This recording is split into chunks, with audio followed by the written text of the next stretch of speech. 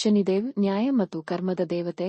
ಹಿಂದೂ ಪುರಾಣಗಳಲ್ಲಿ ಅತ್ಯಂತ ಶಕ್ತಿಶಾಲಿ ಮತ್ತು ಭಯಭೀತ ಆಕಾಶ ಜೀವಿಗಳಲ್ಲಿ ಒಬ್ಬರು. ಅವರು ಸೂರ್ಯ ದೇವರು ಮತ್ತು ಛಾಯಾ, ಸೂರ್ಯನ ಪತ್ನಿ ಸಂಧ್ಯಾ ಅವರ ಮಗ. ದಂತಕಥೆಯ ಪ್ರಕಾರ ಸಂಧ್ಯಾ ಸೂರ್ಯನ ತೀವ್ರವಾದ ಶಾಖವನ್ನು ಸಹಿಸಲಾರದೆ ಧ್ಯಾನ ಮಾಡಲು ಹೋದಾಗ ಅವಳ ಬದಲಿಯಾಗಿ ಕಾರ್ಯನಿರ್ವಹಿಸಲು ತನ್ನದೇ ಆದ ನೆರಳು ಛಾಯಾವನ್ನು ಸೃಷ್ಟಿಸಿದಳು. ಇದರ ಅರಿವಿಲ್ಲದ ಸೂರ್ಯ ಛಾಯಾಳನ್ನು ತನ್ನ ಹೆಂಡತಿಯಾಗಿ ಸ್ವೀಕರಿಸಿದನು ಮತ್ತು ಶನಿಯು ಅವರ ಒಕ್ಕೂಟದಿಂದ ಜನಿಸಿದನು. ಆದಾಗ್ಯೂ ಛಾಯಾ ತನ್ನ ಗರ್ಭಾವಸ್ಥೆಯಲ್ಲಿ ತಪಸ್ಸು ಮತ್ತು ಶಿವನ ಭಕ್ತಿಯಲ್ಲಿ ಆಳವಾಗಿ ಮುಳುಗಿದ್ದರಿಂದ ಶನಿಯು ಕಪ್ಪು ಮೈಬಣ್ಣ ಮತ್ತು ಕಠಿಣ ನಿರ್ಲಿಪ್ತ ಸ್ವಭಾವದೊಂದಿಗೆ ಜನಿಸಿದನು. ಅವನು ಶಿಶುವಾಗಿ ತನ್ನ ಕಣ್ಣುಗಳನ್ನು ತೆರೆದ ಕ್ಷಣ ಸೂರ್ಯನ ರಥವು ಚಲಿಸುವುದನ್ನು ನಿಲ್ಲಿಸಿತು ಮತ್ತು ಕತ್ತಲೆಯು ಪ್ರಪಂಚದಾದ್ಯಂತ ಹರಡಿತು. ಇದು ಶನಿಯ ನೋಟದ ಅಗಾಧ ಶಕ್ತಿಯನ್ನು ಸೂಚಿಸುತ್ತದೆ. ಸೂರ್ಯನು ತನ್ನ ಕಪ್ಪು ಚರ್ಮದ ಮಗನನ್ನು ನೋಡಿದ ನಂತರ ಅವನ ನ್ಯಾಯಸಮ್ಮತತೆಯನ್ನು ಅನುಮಾನಿಸಿದನು ಮತ್ತು ಅವನನ್ನು ಅಸಡ್ಡೆಯಿಂದ ನಡೆಸಿಕೊಂಡನು. ಇದು ಶನಿಯನ್ನು ಕೋಪಗೊಳಿಸಿತು. ಕೇವಲ ತನ್ನ ನೋಟದಿಂದ ಶನಿಯು ತನ್ನ ತಂದೆಯ ತೇಜಸ್ವಿ ದೇಹವನ್ನು ಕಪ್ಪಾಗಿಸಿದನು.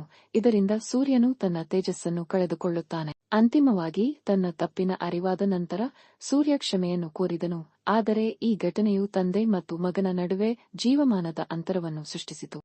ಶನಿಯು ದೊಡ್ಡವನಾದಂತೆ ಅವನು ಶಿವನ ಮಹಾನ್ ಭಕ್ತನಾದನು ಮತ್ತು ಆಧ್ಯಾತ್ಮಿಕ ಶಕ್ತಿಯನ್ನು ಪಡೆಯಲು ತೀವ್ರ ತಪಸ್ಸು ಮಾಡಿದನು. ಅವನ ಭಕ್ತಿಯಿಂದ ಸಂತೋಷಗೊಂಡ ಶಿವನು ಅವನಿಗೆ ನ್ಯಾಯ ಮತ್ತು ಕರ್ಮವನ್ನು ಆಳುವ ಅಧಿಕಾರವನ್ನು ನೀಡಿದನು. ಅವನನ್ನು ವಿಶ್ವದಲ್ಲಿ ಅತ್ಯಂತ ಭಯಭೀತ ಆಕಾಶ ಜೀವಿಗಳಲ್ಲಿ ಒಬ್ಬನನ್ನಾಗಿ ಮಾಡಿದನು. ಅವರನ್ನು ನವಗ್ರಹಗಳಲ್ಲಿ 9 ಗ್ರಹಗಳ ದೇವತೆಗಳು ಒಬ್ಬರಾಗಿ ನೇಮಿಸಲಾಯಿತು ಮತ್ತು ಅವರ ಹಿಂದಿನ ಮತ್ತು ಪ್ರಸ್ತುತ ಕ್ರಿಯೆಗಳ ಆಧಾರದ ಮೇಲೆ ಜನರನ್ನು ನಿರ್ಣಯಿಸುವ ಜವಾಬ್ದಾರಿಯನ್ನು ನೀಡಲಾಯಿತು. ಭಕ್ತರಿಗೆ ಪ್ರತಿಫಲವನ್ನು ಆಶೀರ್ವದಿಸುವ ಇತರ ದೇವತೆಗಳಿಗಿಂತ ಭಿನ್ನವಾಗಿ ಶನಿಯು ತನ್ನ ಕಟ್ಟುನಿಟ್ಟಾದ ಮತ್ತು ನಿಷ್ಪಕ್ಷಪಾತ ತೀರ್ಪಿಗೆ ಹೆಸರುವಾಸಿಯಾಗಿದ್ದಾನೆ. ಪ್ರತಿಯೊಬ್ಬ ವ್ಯಕ್ತಿಯು ಅವರ ಕರ್ಮದ ಪರಿಣಾಮಗಳನ್ನು ಒಳ್ಳೆಯದು ಅಥವಾ ಕೆಟ್ಟದು ಎಂದು ಖಚಿತಪಡಿಸಿಕೊಳ್ಳುತ್ತಾನೆ. ಅವನ ಪ್ರಭಾವವು ವಿಶೇಷವಾಗಿ ಶನಿ ಸಾಡೆ ಸತಿಯ ಮೂಲಕ ಗಮನಾರ್ಹವಾಗಿದೆ.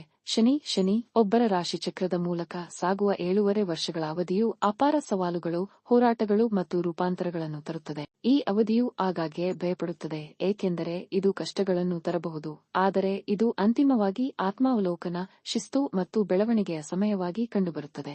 ಶನಿ ದೇವನನ್ನು ಒಳಗೊಂಡ ಅತ್ಯಂತ ಪ್ರಸಿದ್ಧ ದಂತಕಥೆಗಳಲ್ಲಿ ಒಂದು ಭಗವಾನ್ ಹನುಮಂತನನ್ನು ಎದುರಿಸುವುದು. ಶನಿಯು ತನ್ನನ್ನು ಅತ್ಯಂತ ಶಕ್ತಿಶಾಲಿ ಆಕಾಶ ಜೀವಿ ಎಂದು ನಂಬಿ ಹನುಮಂತನ ಶಕ್ತಿಯನ್ನು ಪರೀಕ್ಷಿಸಲು ಪ್ರಯತ್ನಿಸಿದನು ಎಂದು ಹೇಳಲಾಗುತ್ತದೆ. ಹನುಮಂತನನ್ನು ದುರ್ಬಲಗೊಳಿಸಲು ಅವನ ಮೇಲೆ ದೃಷ್ಟಿ ಹಾಯಿಸಲು ಪ್ರಯತ್ನಿಸಿದಾಗ ಹನುಮಂತನು ತನ್ನ ಬಾಲವನ್ನು ಅವನ ಸುತ್ತಲೂ ಸುತ್ತುವ ಮೂಲಕ ಮತ್ತು ಗೋಡೆಗಳು ಮತ್ತು ಬಂಡೆಗಳ ಮೇಲೆ ಹೊಡೆದು ಶನಿಯನ್ನು ಸಲೀಸಾಗಿ ನಿಗ್ರಹಿಸಿದನು. ಸಂಪೂರ್ಣವಾಗಿ ಸೋತ ಮತ್ತು ನೋವಿನಿಂದ ಬಳಲುತ್ತಿದ್ದ ಶನಿಯು ತನ್ನನ್ನು ಬಿಡುಗಡೆ ಮಾಡುವಂತೆ ಹನುಮಂತನನ್ನು ವಿನಮ್ರವಾಗಿ ವಿನಂತಿಸಿದನು. ಹನುಮಂತನು ಒಪ್ಪಿದನು, ಆದರೆ ಹನುಮಂತನ ಭಕ್ತರಿಗೆ ತಾನು ಎಂದಿಗೂ ತೊಂದರೆ ಕೊಡುವುದಿಲ್ಲ ಎಂದು ಶನಿಯು ವಾಗ್ದಾನ ಮಾಡಿದನು. ಅದಕ್ಕಾಗಿಯೇ ಹನುಮಂತನ ಆರಾಧಕರು ಶನಿಯ ದುಷ್ಪರಿಣಾಮಗಳಿಂದ ರಕ್ಷಿಸಲ್ಪಡುತ್ತಾರೆ ಎಂದು ನಂಬಲಾಗಿದೆ. ಇನ್ನೊಂದು ದಂತಕಥೆಯು ಶನಿಯ ಪ್ರಭಾವವು ಭಗವಾನ್ ಶಿವನ ಮಗ ಗಣೇಶನ ಮೇಲೆ ಹೇಗೆ ಪ್ರಭಾವ ಬೀರಿತು ಎಂಬುದನ್ನು ಹೇಳುತ್ತದೆ. ಗಣೇಶನ ಜನನದ ಸಮಯದಲ್ಲಿ ಶನಿಯು ಅವನ ಶಕ್ತಿಯುತ ನೋಟದಿಂದಾಗಿ ಅವನನ್ನು ನೋಡಲು ನಿರಾಕರಿಸಿದನು. ಆದಾಗ್ಯೂ ಪಾರ್ವತಿಯ ಒತ್ತಾಯದ ಮೇರೆಗೆ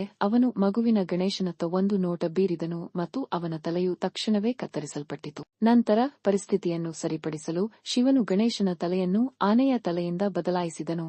ಇಂದು ನಾವು ತಿಳಿದಿರುವಂತೆ ಗಣೇಶನ ಪ್ರೀತಿಯ ರೂಪವನ್ನು ಹುಟ್ಟುಹಾಕಿದನು. ಅವನ ಭಯಂಕರ ಖ್ಯಾತಿಯ ಹೊರತಾಗಿಯೂ ಶನಿ ದೇವನು ಕ್ರೂರ ದೇವತೆಯಲ್ಲ. ಪ್ರತಿ ಆತ್ಮವು ತನ್ನ ಕರ್ಮದ ಪ್ರಕಾರ ನ್ಯಾಯವನ್ನು ಪಡೆಯುತ್ತದೆ ಎಂದು ಖಚಿತಪಡಿಸಿಕೊಳ್ಳುವ ಮೂಲಕ ಕಾಸ್ಮಿಕ್ ಸಮತೋಲನವನ್ನು ಕಾಪಾಡಿಕೊಳ್ಳುವುದು ಅವನ ಪಾತ್ರವಾಗಿದೆ. ಆಶೀರ್ವಾದವನ್ನು ನೀಡುವ ಮತ್ತು ತಪ್ಪುಗಳನ್ನು ಕ್ಷಮಿಸುವ ಇತರ ದೇವರುಗಳಿಗಿಂತ ಭಿನ್ನವಾಗಿ ಶನಿಯು ವಿಧಿಯಲ್ಲಿ ಹಸ್ತಕ್ಷೇಪ ಮಾಡುವುದಿಲ್ಲ, ಆದರೆ ಕರ್ಮದ ನಿಯಮವನ್ನು ಸಂಪೂರ್ಣ ನ್ಯಾಯಯುತವಾಗಿ ಜಾರಿಗೊಳಿಸುತ್ತಾನೆ. ಅವರ ಆರಾಧನೆಯು ಕಷ್ಟಗಳನ್ನು ಕಡಿಮೆ ಮಾಡುತ್ತದೆ ಮತ್ತು ಭಕ್ತರನ್ನು ದುರದೃಷ್ಟದಿಂದ ರಕ್ಷಿಸುತ್ತದೆ ಎಂದು ನಂಬಲಾಗಿದೆ. ಭಕ್ತರು ವಿಶೇಷವಾಗಿ ಶನಿವಾರದಂದು ಕಪ್ಪು ಎಳ್ಳು, ಸಾಸಿವೆ ಎಣ್ಣೆ, ಕಪ್ಪು ಬಟ್ಟೆಗಳನ್ನು ಅರ್ಪಿಸಿ ಮತ್ತು ಅವರ ಪ್ರಭಾವವನ್ನು ಶಮನಗೊಳಿಸಲು ದೀಪಗಳನ್ನು ಬೆಳಗಿಸುವ ಮೂಲಕ ಅವರನ್ನು ಗೌರವಿಸುತ್ತಾರೆ. ಮಹಾರಾಷ್ಟ್ರದ ಪ್ರಸಿದ್ಧ ಶನಿ ಶಿಂಗ್ನಾಪುರ ದೇವಾಲಯದಂತಹ ಶನಿ ದೇವಾಲಯಗಳಿಗೆ ಅನೇಕರು ಭೇಟಿ ನೀಡುತ್ತಾರೆ. ಅಲ್ಲಿ ಯಾವುದೇ ವಿಗ್ರಹವಿಲ್ಲ, ಆದರೆ ಅವನ ದೈವಿಕ ಉಪಸ್ಥಿತಿಯನ್ನು ಪ್ರತಿನಿಧಿಸುವ ಸರಳವಾದ ಕಪ್ಪು ಬಂಡೆಯಿದೆ. ಶನಿದೇವನ ಪುರಾಣದ ಪಾಠಗಳು ಶಿಸ್ತು, ಸದಾಚಾರ, ತಾಳ್ಮೆ ಮತ್ತು ಕರ್ಮದ ಸ್ವೀಕಾರವನ್ನು ಒತ್ತಿ ಹೇಳುತ್ತವೆ. ದೇವರುಗಳು ಅಥವಾ ರಾಕ್ಷಸರು ಸಹ ಯಾರೂ ತಮ್ಮ ಕ್ರಿಯೆಗಳ ಪರಿಣಾಮಗಳಿಂದ ತಪ್ಪಿಸಿಕೊಳ್ಳಲು ಸಾಧ್ಯವಿಲ್ಲ ಎಂದು ಅವರು ಕಲಿಸುತ್ತಾರೆ. ಅವನ ಉಪಸ್ಥಿತಿಯು ಹೋರಾಟಗಳನ್ನು ತರಬಹುದಾದರೂ, ಈ ಸವಾಲುಗಳು ಆತ್ಮವನ್ನು ಶುದ್ಧೀಕರಿಸಲು ಮತ್ತು ಬುದ್ಧಿವಂತಿಕೆ ಮತ್ತು ಆಧ್ಯಾತ್ಮಿಕ ಬೆಳವಣಿಗೆಯ ಕಡೆಗೆ ಒಬ್ಬರನ್ನು ಕರೆದೊಯ್ಯಲು ಉದ್ದೇಶಿಸಲಾಗಿದೆ. ಹೀಗಾಗಿ ಶನಿ ದೇವನಿಗೆ ಭಯಪಡುವ ಬದಲು ಭಕ್ತರು ಸದ್ಗುಣಶೀಲ ಜೀವನವನ್ನು ನಡೆಸಲು, ಪ್ರಾಮಾಣಿಕತೆಯನ್ನು ಅಭ್ಯಾಸ ಮಾಡಲು ಮತ್ತು ಕಲಿಕೆ ಮತ್ತು ಪರಿವರ್ತನೆಗೆ ಅವಕಾಶಗಳಾಗಿ ಕಷ್ಟಗಳನ್ನು ಸ್ವೀಕರಿಸಲು ಪ್ರೋತ್ಸಾಹಿಸಲಾಗುತ್ತದೆ.